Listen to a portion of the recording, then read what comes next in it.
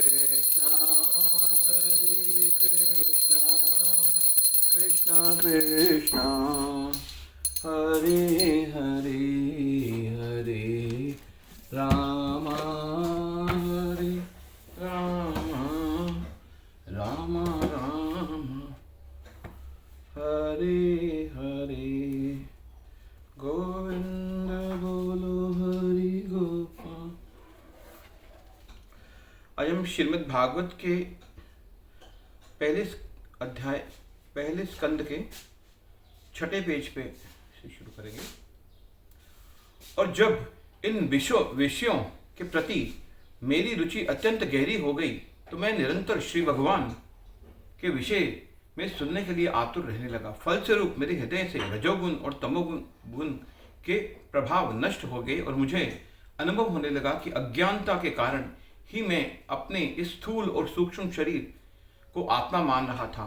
मैं उन महान भक्तों का बहुत आदर करता था और अत्यंत शील व्यवहार करते हुए कठोरता से उनके निर्देशों का पालन करता था। वहां से प्रस्थान करते समय उन भक्ति वेदांतियों ने मुझे परम भगवान से संबंधित अत्यंत गोपनीय ज्ञान प्रदान किया।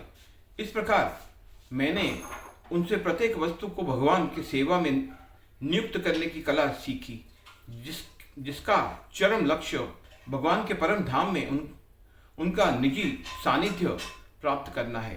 क्योंकि क्या कई बार ऐसा नहीं होता कि जो वस्तु किसी रोग का कारण होती है वही दूसरे तरीके से उपयोग में लाने से उसका निदान भी बन जाती है।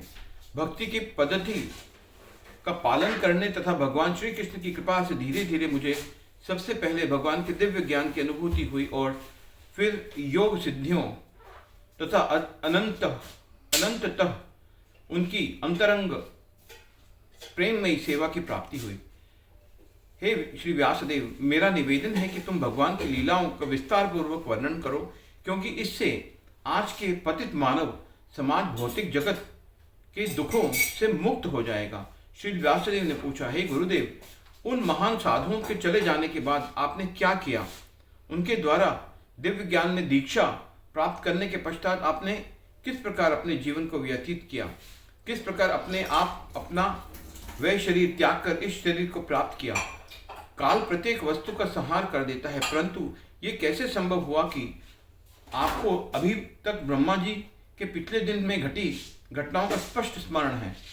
श्री नारद मुनि ने उत्तर दिया, उस समय मैं केवल 5 वर्ष का था और अपनी माँ की इकलौती संतान था। वे मुझसे अत्यंत प्रेम करती थी और हर संभव प्रकार से मेरी देखभाल करना चाहती थी, परंतु चूंकि वे स्वयं दूसरों पर आश्रित थी, वे मेरे लिए कुछ अधिक नहीं कर पाती थी। एक दिन संध्या समय गायों का दूध निकालने के लिए जाते समय उसे एक सांप ने डस लिया। तत्क्षण उसकी मृत्यु हो गई। मैंने इस घटना को भगवान की कृपा के रूप में देखा, क्योंकि मैं जानता था कि भगवान सदैव अपने भक्तों का परम हित चाहते हैं। यद्यपि उस समय मुझे अपने गांव से बाहर जाने की कोई अनुभव नहीं था। मैंने तुरंत अपना घर त्याग दिया और उत्तर दिशा की ओर निकल पड़ा। नाना शहरों, कस्बों, गांवों, खेतों, खलिहानों, वनों, पर्वतों तथा घाटियों से होता हुआ मैंने एक ऐसे घने जंगल में प्रवेश किया जो सर्पों, उल्लुओं तथा भेड़ियों से भरा था। चूंकि मैं भूख प्यास तथा मानसिक एवं शारीरिक थकावट से त्रस्त था, वहां पहुंचकर मैंने एक सरोवर से जल पिया और स्नान करके तरोताजा हो गया। तत्पश्चात मैं निकट ही खड़े एक विशाल वटवृक्ष की छाया में बैठ गया और जिस प्रकार मेरे गुरुओं ने मुझे सिखाया था, अपने हृदय में स्थित परमात्मा पर ध्यान करने लगा। जैसे ही मैंने अपना मन भगवान की श्री चरणों पर केंद्रित किया, मेरे हृदय में दिव्य प्रेम उमड़ पड़ा। मेरी आंखों से अविरल अश्रुपात होने लगा। भगवान श्री कृष्ण मेरे हृदय रूपी कमल पुष्प पर प्रकट हो आए। अपने प्रिय स्वामी को देखकर मैं आनंद में इतना भाव विभोर हो गया कि मेरे शरीर का अंग प्रत्यंग आध्यात्मिक शक्ति एवं भावनाओं से ओतप्रोत हो उठा। इतना ही नहीं, मैं उस आनंद में इस तरह तल्लीन हो गया कि मैं स्वयं को एवं भगवान दोनों को देखने की दृष्टि खो बैठा। हरे कृष्णा कृष्णा कृष्णा।